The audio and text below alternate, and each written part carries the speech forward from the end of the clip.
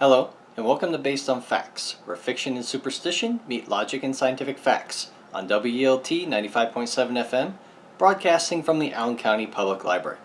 My name is Chris Rex, and today we're going to be talking about the science behind body wraps. This is one of those things I've seen around town a number of times. I believe one of the companies here in town is called It Works, and so they'll have it plastered on the sides of their vehicles and be driving around trying to peddle their products. And basically what this is a body wrap is essentially what it sounds like. It's something that you wrap your body with to have some intended result. Generally speaking, we're talking about wanting to lose weight, or at least target certain parts of your body to lose fat that's just beneath the skin. We call that cellulite. To basically reduce the appearance of cellulite and try to make you appear more smooth, fit, lean, in shape, or really just to alter the body shape of your alter the shape of your body in various locations. So these wraps are becoming increasingly popular, and it's really begged the question as to how effective these types of wraps are. Do they actually work? Do they achieve their intended purpose along the way? Or are they basically just a gimmick that's getting everybody to spend millions of dollars, literally, on this product that really doesn't help you at all? So that's the question. Especially with the pricing of some of these products. You go shopping for some of these products, and your base price, man, is going to be like $30 for like the cheapest, easiest, simplest stuff. And then it just climbs drastically after that, going up to 80, maybe even 120 for some kits. It's just, there's a lot of money that you can spend on those. And the reason why I'm bringing this up now is because this is the time of year where people want to go out and get gifts for people, and this is one of those things that they could certainly do that for. They could see this body wrap and be like, hey, this seems like a neat product. I know that my friend is a little self-conscious about their weight, or at least about the way that they look in certain places of their body. Maybe they have a bit of dimpled skin in some locations, maybe around the belly, maybe on the underside of the arm. Some of these locations are kind of famous for having that, I hate to say gross, but that's the way people mostly interpret it. If you see a lot of kind of bumpiness under the skin, that's really a result of the fat deposition in those areas. That's really unsightly, and a lot of people don't react too well to that. And honestly, yeah, I mean, my self-image is certainly decreased by seeing that kind of body fat on me in various areas of my body. Most notably the inner parts of my legs and my stomach. So these wraps give you an option that you can utilize in order to try to reduce that unsightly body fat. Okay, that's just beneath the skin, that cellulite. But the question is really, what are these wraps? What do they do? And are they performing their intended function? So that's really what we're here to talk about today. Some of the science behind these body wraps. Now, generally speaking, the material that these wraps are made out of, as far as the primary wrap is concerned, it's some kind of special non-woven cloth, almost like if you can imagine a medical elastic wrap bandage. That's really almost the material that we're kind of dealing with here.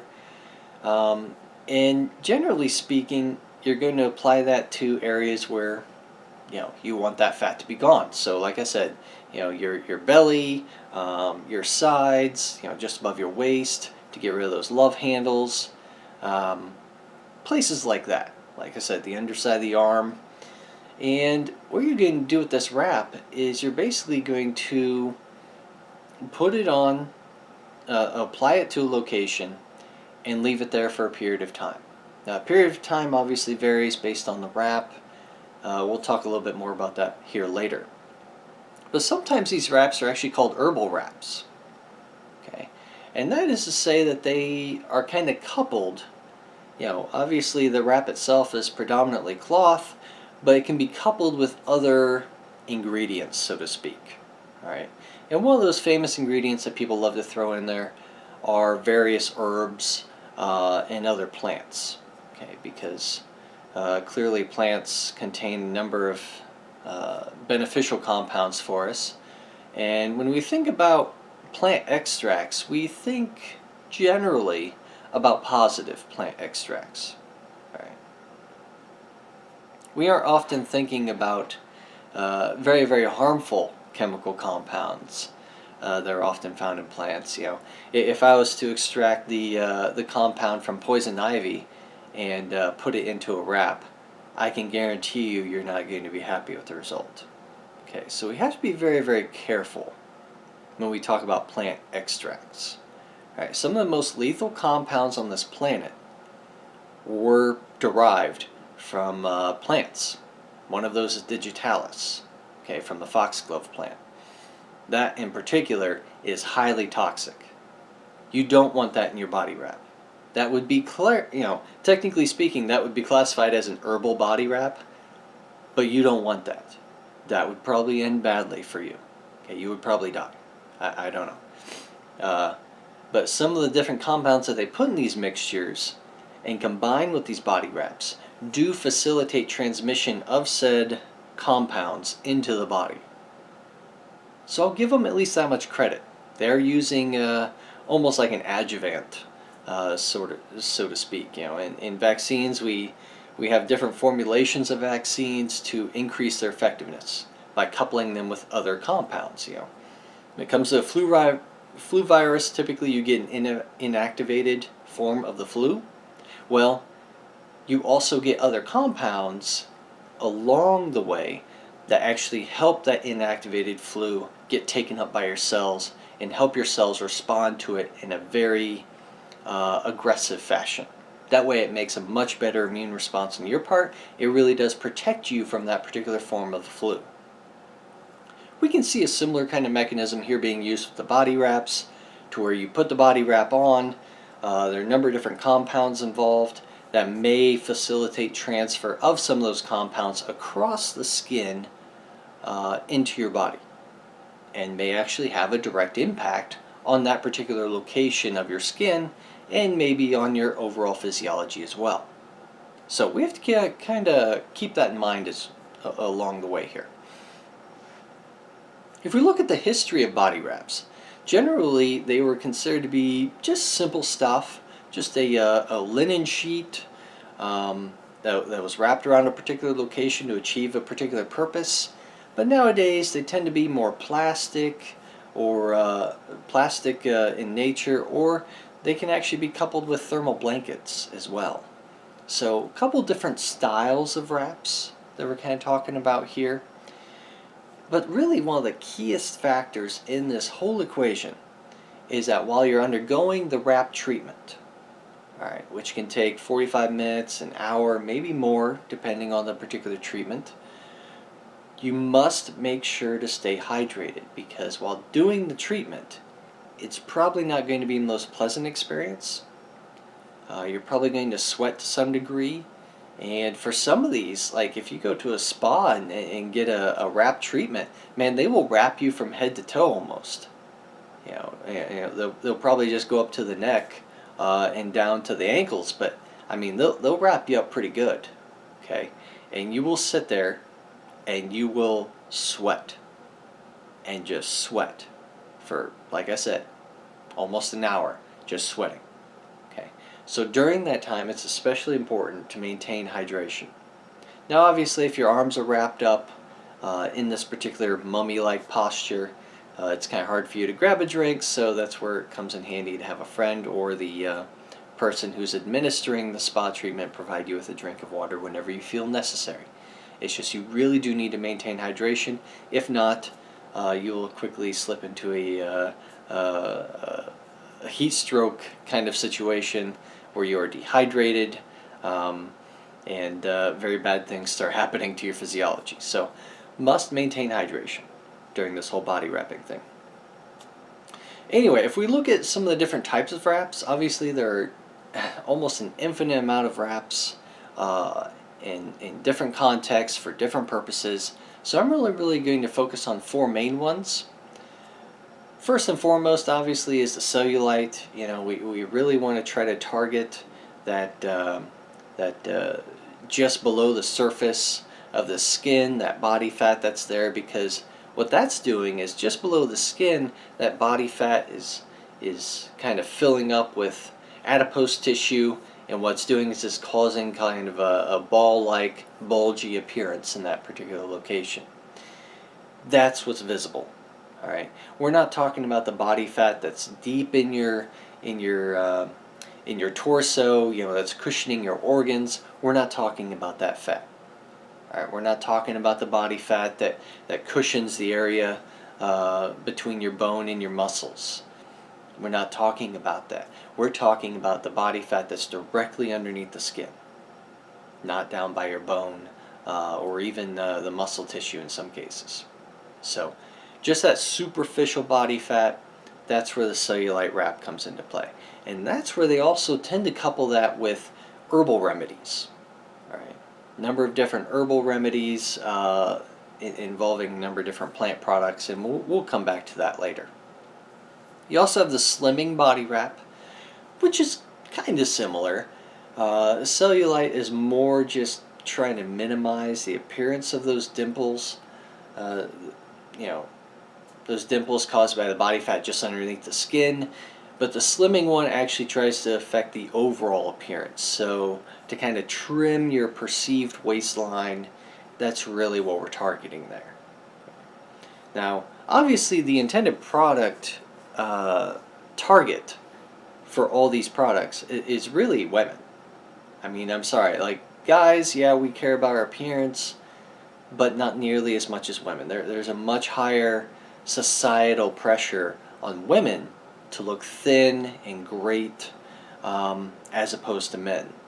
You know, you look at some of the famous celebrities and some of the men compared to the women, you'll notice that the women are just ridiculous compared to the men.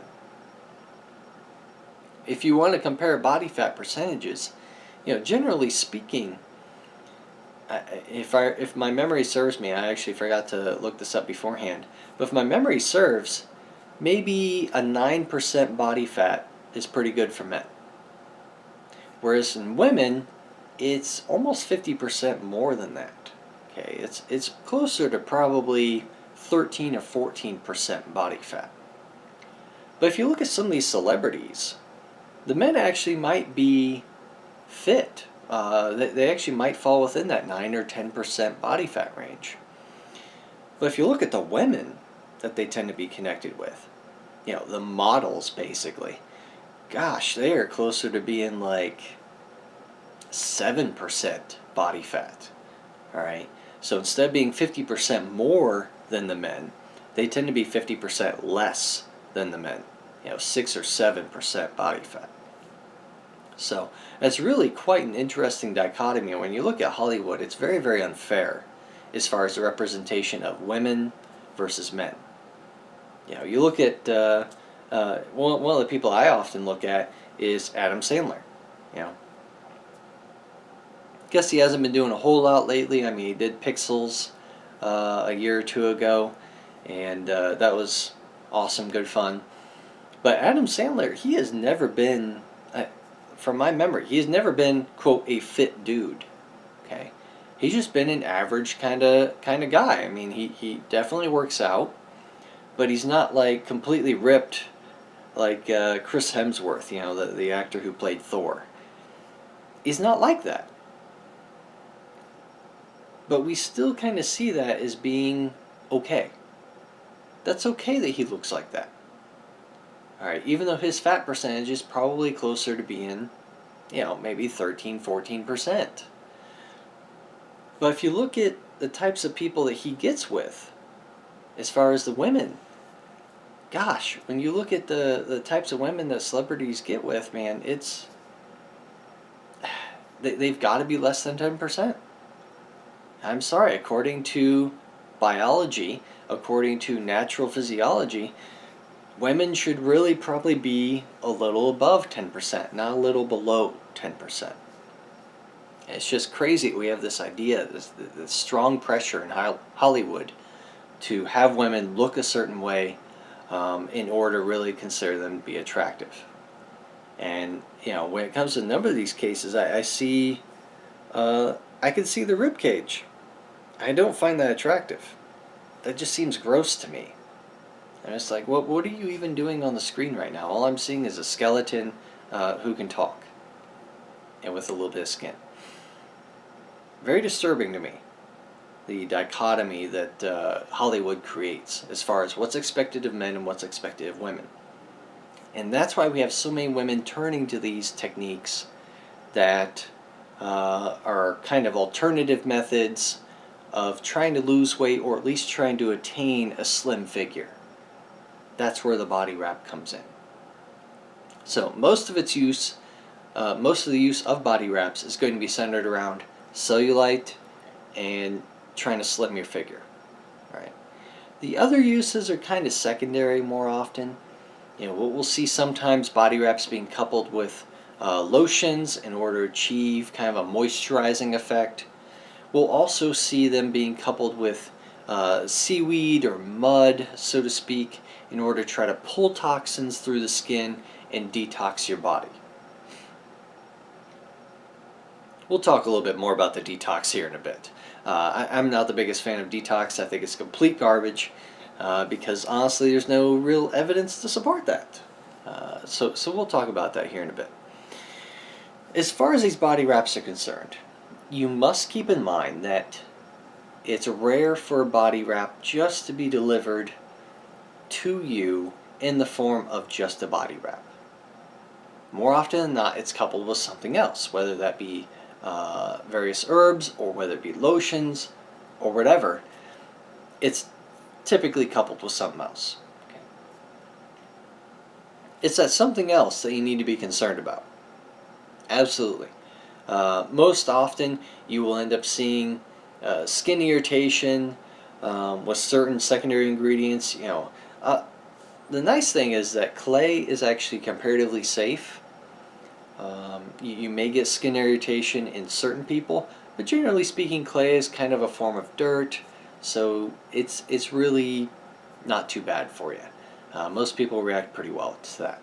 However, some of these more elaborate things like herbal oils, some very fragrant substances, those things, when they get added to the wrap, they tend to encourage a much higher incidence rate of bad reactions. Okay, just talking skin irritation, dermatitis to some degree, things like that.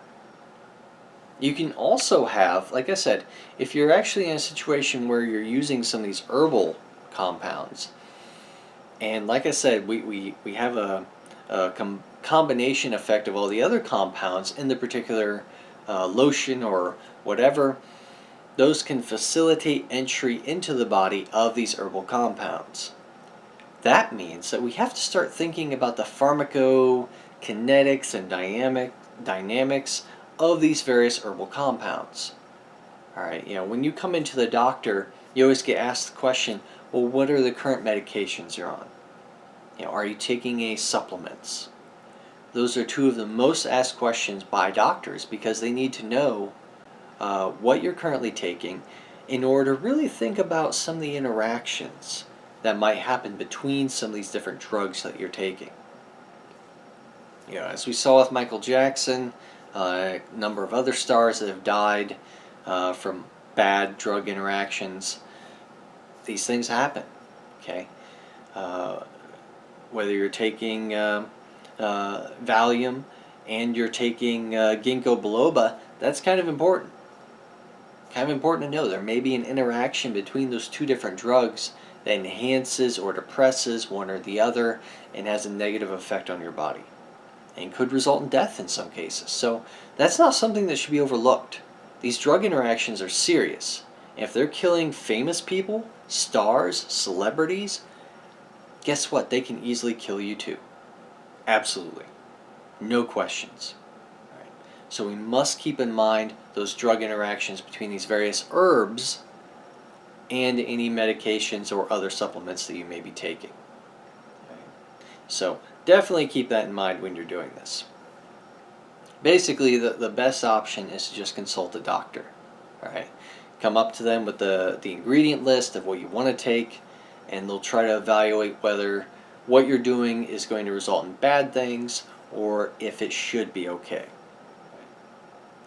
Now, if we want to look at some methods that actually seem to work, and work pretty well with minimal side effects, we do see clay masks. Okay, if you do a facial mask and it contains clay, that actually does seem to have a pretty good effect on improving the condition of acne patients.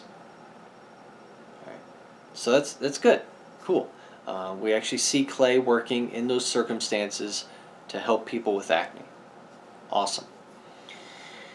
If we think about body wraps, and if we think about what the current products are on the market right now, you're looking at probably about $15 for the body wrap itself. Generally speaking, these are non-reusable. Okay, once you use them, you gotta toss them. And for those non-woven cloth body wraps, they're about 21 by 13 inches. These things cost about $15. So $15 a pop for each time that you want to do a wrap. That's for at home. Okay, that's not like a spa price, all right, which will likely be much more expensive. You also have to consider that some of these body wraps do require secondary wrapping to hold the primary wrap in place. A 21 inch by 13 inch wrap is not going to keep itself in place unless you wrap it on like your wrist. Okay, because you'd have to wrap that a number of times in order to really secure it in place. So with the primary wrap, you kind of need to purchase a secondary wrap to really fasten that wrap in place, that primary wrap in place. So they do sell a secondary wrap. This wrap is foam, not necessarily plastic or cloth, and it actually sells for about $1 per 16 feet. Okay, 16 feet, that's going to be a decent amount, but really only worth 1 or 2 uses. Okay, if you think about just wrapping my torso around, it takes probably about 4 feet worth of wrap just to wrap once. Alright, so if I wrap my torso 4 times, that's 16 feet. So you're guaranteed probably a good 16 feet every time you use the wrap. So we're looking at about $16 per wrap per use if you're going to do something like your belly. Alright, something like your belly fat or something on the torso area. Obviously, if you do it on the arm, that's going to cost you less on the secondary wrap. But still, generally speaking, $15 is a good starting price for any of the wraps in any of the locations. Now, obviously, you can cut some of these wraps in order to shape them for different areas. If you wanted to focus on your neck or the underside of your arm, you can probably make that stretch out a little more. But yeah, generally speaking, at least $15. Now, the instructions on these wraps tell you that you're only to use them about once every 72 hours. Okay, so that's every 3 days. Why is it only every 3 days? That's kind of strange. And you start thinking about it and you're like, there must be something bad associated with this. So we'll come back to that here in a sec. But in the meantime, in your 3 days of no wrap, they strongly encourage the use of these defining gels, okay, or lotions or creams, which are supposed to help tone your skin as a result of the compounds basically found within the cream. Very interesting if you go to look at the compounds found in a number of these things. They're once again predominantly herbs and plant products. Excuse me. Now, the other thing to consider with these particular wraps is that when you put them in place, okay, you put the main wrap on and then you put the secondary wrap on to fixate it, you have to keep it there for about 45 minutes. Like I said, 45 minutes to an hour, it's really kind of up to you. Sometimes when you get these wraps actually come with a lotion or cream on the inside of it, which is basically the same thing as this defining gel and or toning gel or whatever. And so when you apply it to you, you have a nice, squishy layer of lotion in between the wrap and you. And then, like I said, when you wrap it with that secondary wrap, that will help keep it in place. That will also help facilitate the spreading of that lotion onto other parts of your body that are nearby to the wrap.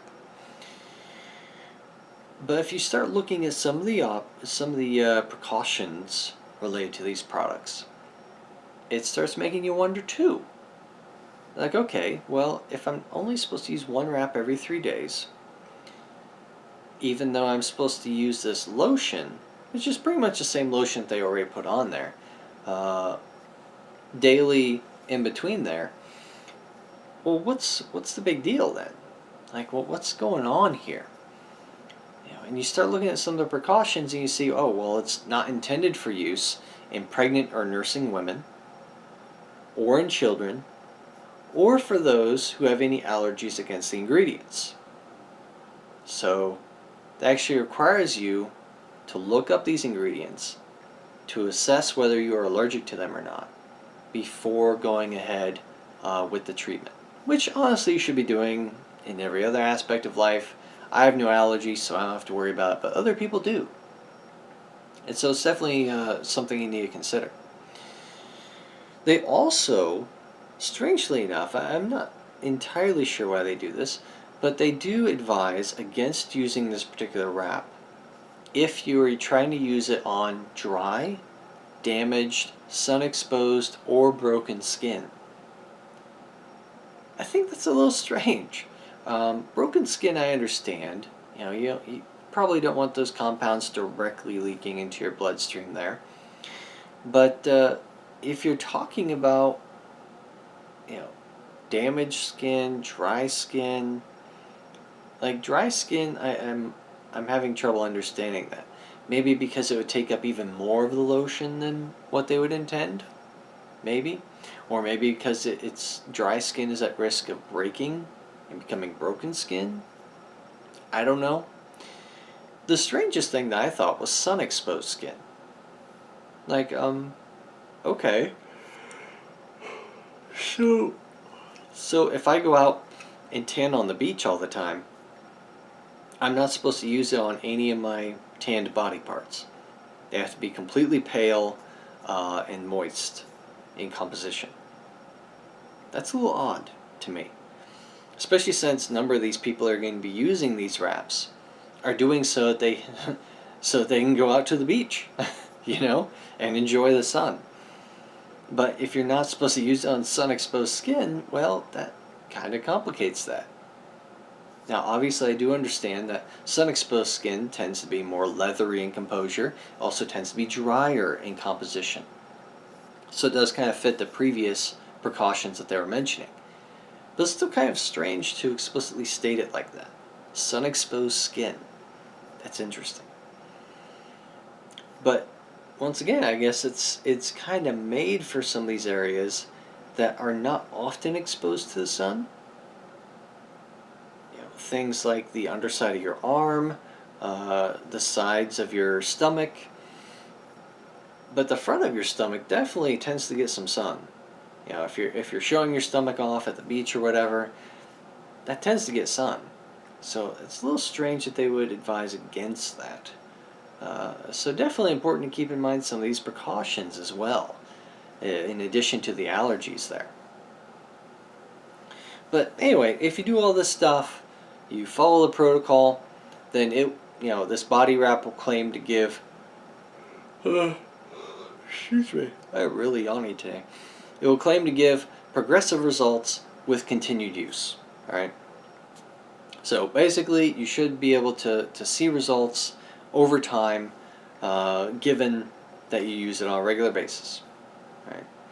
Now, The other thing that's kind of interesting is that they do almost promise, okay? Now granted, they don't explicitly promise, but they hint at promising with these body wraps to tighten, tone, and firm your skin. All right. They're basically trying to talk about how this body wrap combats cellulite, how it gives you a slimmer figure, and how that after you move the wrap, after keeping it on for 45 minutes to an hour, your skin's going to appear to be smoother, not quite as bumpy, not showing off as much of the cellulite as it was before, and it'll appear to be more lean in composure. That's very attractive to a number of people, right?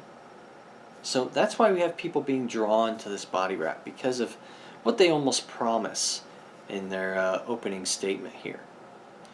The truth of the matter is that these effects only last for a day or two. Just kind of strange given the fact that they only advise using the body wrap every 3 days. So you will definitely have your condition, the look of your body returning to what it was before much sooner than you can use another body wrap. So you can't constantly maintain the same level of, quote, attractiveness by using these body wraps. It's physically impossible. Okay. And if they sit here and promise progressive results with continued use, they're really doing that based on the notion that you use their lotion or cream. Okay. It's really kind of the premise that they're working at from that angle. So if you think about how body wraps should be used, according to the manufacturer of the body wrap, they're really only intended for use in temporary contexts.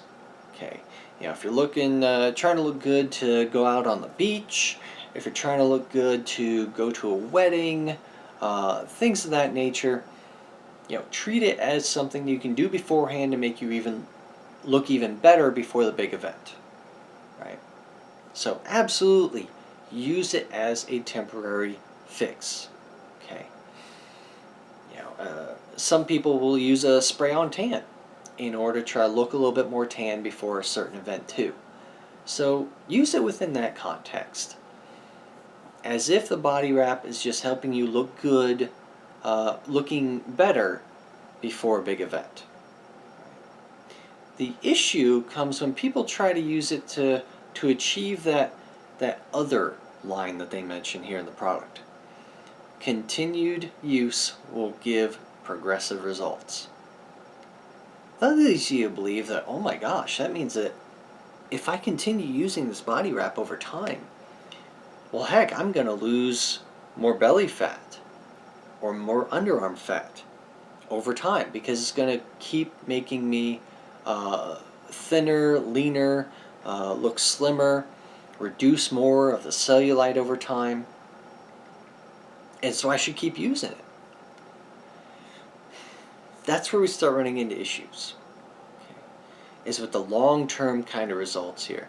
Because these body wraps are really only as a temporary fix. Right? And this temporary fix is typically tied to loss of water weight. Right?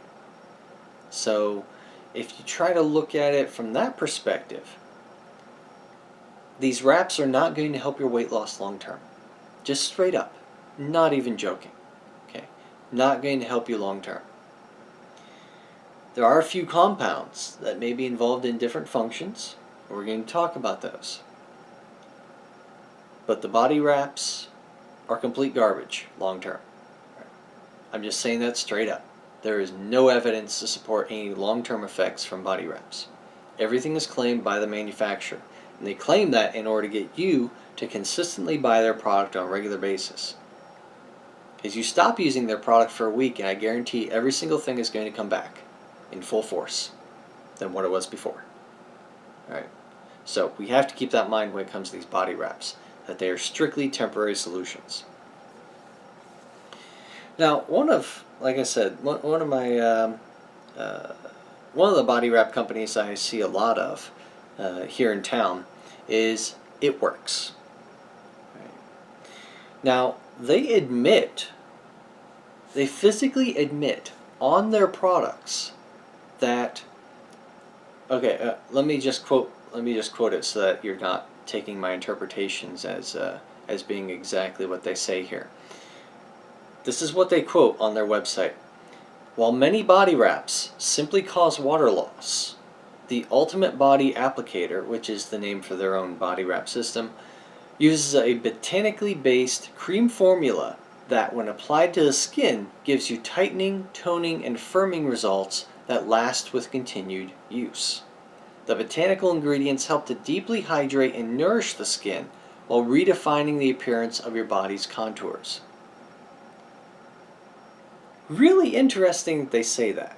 And really interesting that they say that in that way, because they're kind of admitting in one sentence, in that first sentence, that body wraps do nothing but drop weight through water loss. They're admitting that in the first statement, which is incredible to me. I can't believe they do that. That's really impressive. And then they go on to peddle their product and say, well, but our system is different because we also use a lotion or cream to help further this process long term. Okay, that's interesting. What else do they say as far as their products are concerned? Well, they also realize that doing a body wrap, they also secondarily admit, another admission to the fact that body wraps do nothing but cause water loss. They actually actively encourage consuming half your body weight in ounces of water each day to make up for all the water that you're losing in the body wrap. They admit it, openly admit it, that their body wrap is doing nothing but robbing your body of water. A second time. And yet nobody seems to bring this up. Nobody is locking in on this and saying, those $15 items apparently are completely unnecessary. Interesting. But if you look at the name of their product, the Ultimate Body Applicator, that kind of gives you a hint as to what that body wrap really is doing. That body wrap is really just a mechanism to facilitate the transfer of that lotion. And in so doing, it's robbing your body of water in those locations where it's being applied. And so you're like, oh my gosh, so why do I need this special wrap, this $15 body wrap, just to accomplish something so simple as delivering a lotion to my skin and holding it in place? Like, couldn't I just put the lotion on itself and then wrap it up with the $1 per 16-foot body wrap? You start thinking, that's a little interesting. Why don't you just do that? Why do you need this special non-woven cloth to apply this lotion? Interesting. Very interesting.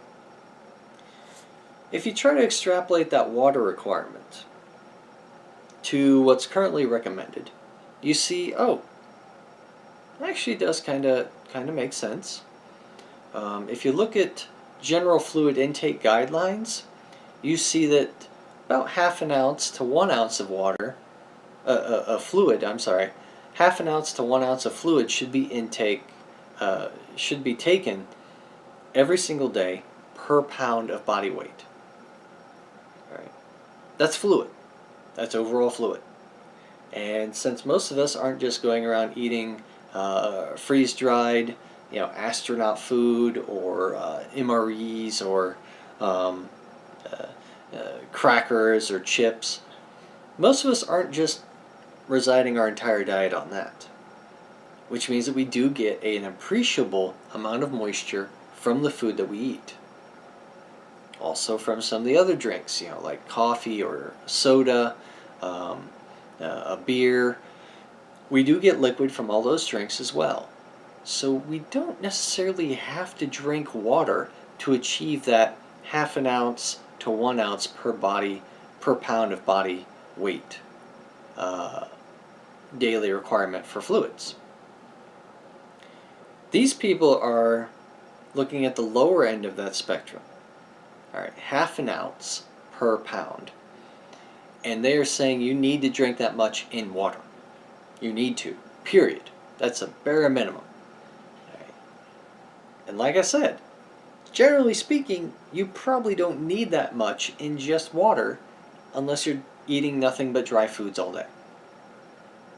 So it's interesting that they actually do admit, hey, we increase the needs of your body for water, for explicit water, so that you have to drink half your body weight in ounces per day. So for me, that would mean 95 ounces. And what that equates to is roughly six 16-ounce bottles of water. So if you think about a normal water bottle, yeah, something like this, yeah, need to drink 6 of those every day, explicitly. Most people don't do that in general because they're eating moist foods, because they are in a climate-controlled environment that's not causing them to sweat profusely, they're not exercising all day. Generally speaking, people don't need that much water. But they are saying on this body wrap stuff that you need to drink that much water just to compensate for all the water that your body is losing through the body wrap itself. A little concerning, if you really think about it. Yeah. Now, we do have to be careful about some of these guidelines. You don't want to drink 6 bottles of water in one sitting. You don't, period. That's a horrible idea. Never ever do that. You have to space out your water consumption throughout the day. Otherwise, you will just literally rip all the nutrients that are water soluble from your body, and you will be in a much more malnourished state after that. Okay, so we got to space it out throughout the day. The other thing that's kind of interesting is that if you break it down by gallons or liters, you find that about 3 liters or 3/4 of a gallon are actually what we're talking about so far as your daily requirement for water. So that's a pretty good amount of water. I mean, honestly, that's a lot to take in, so to speak, just in one sitting, or not in one sitting, but in one day even. You know, I always have a water bottle on me, and I know that I only probably drink about 3 bottles of water a day. You know, and I always have a bottle of water on me. I'm always drinking from it. You know, my mouth is parched right now, actually, but that's sufficient for me and my body. I mean, I try to drink when I'm thirsty, and that works for me because I actually eat a lot of moist food. That's fine for me. So the question comes, when you ask what kinds of things are found in these botanical ingredients, they're often cited as being coupled with some of these wraps, or some of these lotions, or whatever. And when you look at it, you notice that it typically composes, or is typically composed of a number of different seed extracts or oils, whether it be horse chestnut, guarana, jojoba, or leaf extracts and oils like those from hydrocotyle, green tea, ivy, rosemary, eucalyptus, butcher's broom root extract, and other various extracts like from bladderwrack or horsetail. Apparently I can't read right now. A lot of different stuff, okay, about at least a dozen different plant extracts, including menthol, that are included in these botanical extracts. So the question comes, what's the purpose of all of those? That just seems like a shotgun approach at best to achieving something. If you look at drugs, Something simple like Tylenol. Tylenol is simple and effective for one reason, because it's one drug. It is acetaminophen. That's what it is. It's very, very effective. Ibuprofen, very, very effective. A single drug. Why do these lotions and creams have to involve a dozen different herbal compounds, botanical ingredients, in order to be effective? That's a whole lot of interaction that is probably not even remotely being thought of or considered. That is a shotgun approach at best to doing anything, accomplishing anything in the world. Last time I looked at vaccines, they probably only comprised 5 components in some vaccines. 5. Okay, and that's including the primary thing, which is typically an inactivated virus or something, plus a couple adjuvants, and then plus something to dilute it in and make it isotonic with your body, so like salt. Okay, so probably about 5 ingredients there. The issue becomes much greater when you start involving like a dozen ingredients. Oh, and that's just the herbal ingredients. Okay, that's not counting the other 2 dozen ingredients that are various, I hate to use this word, chemicals, because everything has a chemical, but 2 dozen other ingredients that have nothing to do with direct extracts from plants. So when you have so many different ingredients, you start seeing an interesting scenario where you start wondering how much these people actually tested these compounds, how effective these compounds actually are. All right. That's kind of what we're trying to get at here, is that the only FDA-approved procedure for reducing cellulite, the appearance or the existence of cellulite, which is, once again, fat just underneath the surface of the skin, the only one that's FDA approved is a laser treatment. That's it. Okay. Any of these creams, any of these body wraps, any of these injections like mesotherapy, massages, spa treatments, liposuction. Liposuction only targets the deep dermal stuff. Okay, the deep fat. That can actually make cellulite appear worse. Okay, so when we look at targeting cellulite, you only see that laser treatment being effective. None of these other treatments work. Period. None of them are approved by the FDA. Now, of course, technology is constantly developing, and we're starting to see some treatments show up now that involve infrared LED light. And once again, kind of similar to the laser situation, we're seeing light, a form of light, as being effective, potentially effective, at reducing cellulite. So they're currently working on those trials to see if those are actually going to be effective and safe for people, but evidence indicates that, hey, it actually might work. It might actually disrupt the fat tissue enough to allow us to physically mold the cellulite in those areas, so we can kind of use rollers or suction on them to kind of create that smoothed appearance that really contours with the body. So that may actually work in the future.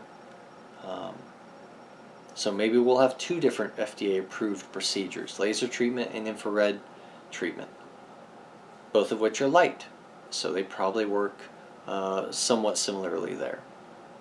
So, other than that, we have no evidence for any of these other methods actually working. 0 evidence at this time.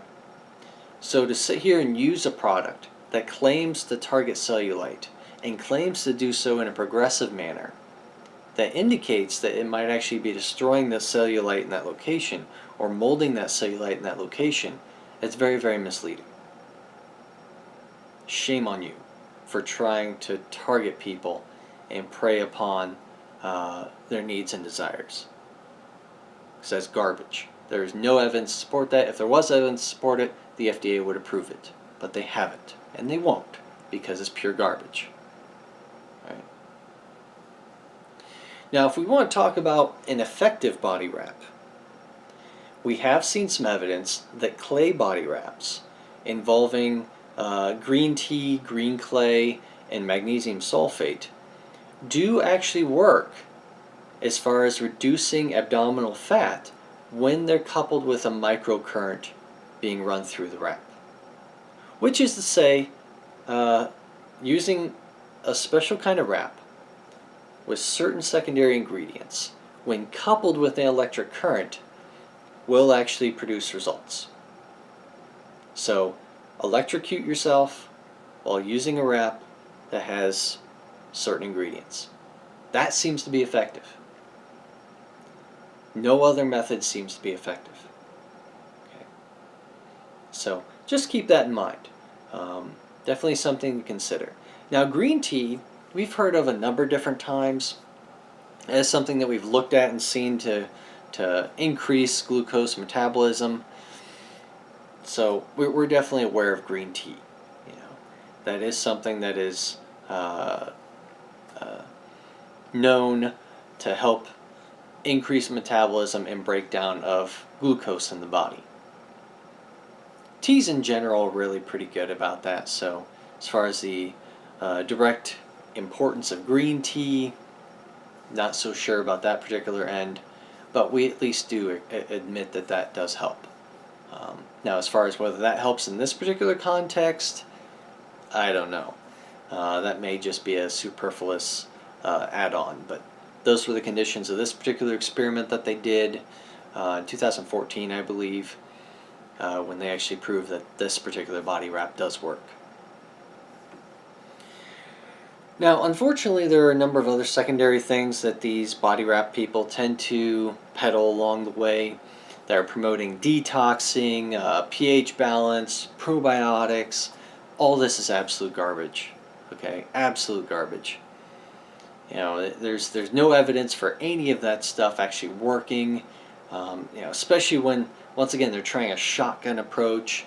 They may peddle some of these consumable products that contain almost 40 different herbs and superfoods. For one, superfood is a complete misnomer. Never ever listen to superfood. That is garbage. Okay, anything, a large amount of any food will turn it into a toxin. Okay, the dose makes the toxin. All right, there is no superfood. Period. All right. There are things that may be better for you to get in larger amounts and better for you to get in smaller amounts, but that doesn't mean that you should eat nothing but those and completely avoid certain other things. So superfoods is a complete misnomer. Right? The other interesting thing is that some of these consumable products supposedly contain 8 servings of fruits and vegetables in a 4-gram packet. That seems extraordinary to me. Like, it's hard enough for me to understand how V8 contains a couple servings of vegetables in an 8-ounce glass. It's really hard for me to imagine that a tiny 4-gram little packet of powder contains 8 different servings of fruits and vegetables. Seems to be something off about that equation. Right. Now, granted, these packets actually are pretty healthy for you. As far as calories, they're only 10 calories. Pretty economical, comparatively speaking, at $1 per packet. Of course, they advertise that they're non-GMO, because that has any relevance to anything. I've already discussed that in a previous episode. Not going to cover that now. But they claim that these packets increase your energy, immune system health, help your digestive system run nice and clean, give you more energy. They try to claim that when your body is more acidic, it releases more calcium and magnesium from your bones to alkalize your body. And surprisingly enough, that particular statement is true. Okay, when your body slips, when your blood pH slips below 7.35, we do see your osteoclasts, which are your bone dissolving cells, becoming more active. Okay. I'm sorry. Actually, it's below 7.3 that they become more active. typically we consider your body to be undergoing acidosis below 7.35, but it has to drop below 7.3 before we activate those osteoclasts and start breaking down bone to release that calcium. But keep in mind, that's all really a secondary mechanism. Okay, your body manages your pH very well through other means, not just through dissolving bone. That's really kind of a last resort. Typically relies upon your lungs and your kidneys first and foremost. All right, whether your kidneys are excreting more of that acid out of the body or whether your lungs are signaling to breathe more. The more you breathe, the more alkaline your body becomes. More CO2 that is running through your body, as far as getting that air from your cells and releasing it out into the air. You're basically going to be breathing. Oh, I'm sorry, I said more. Less. The less you breathe, the more alkaline your body becomes, because the more CO2 your blood picks up and keeps. The faster you breathe, the more acidic your body becomes, because you're basically getting rid of all that base from your blood. So, faster you breathe, more acidic. Slower you breathe, the more basic. And that tends to regulate itself pretty well. But we have a lot of redundant systems, like I said. Basically, if you look at how acidic your body can become before you die, typically about 6.8 becomes lethal. Lowest recorded is 6.3. If you look at how alkaline your body can become, it's about the same range, about 0.5 from the 7.4 midline that your body should really be at about 8.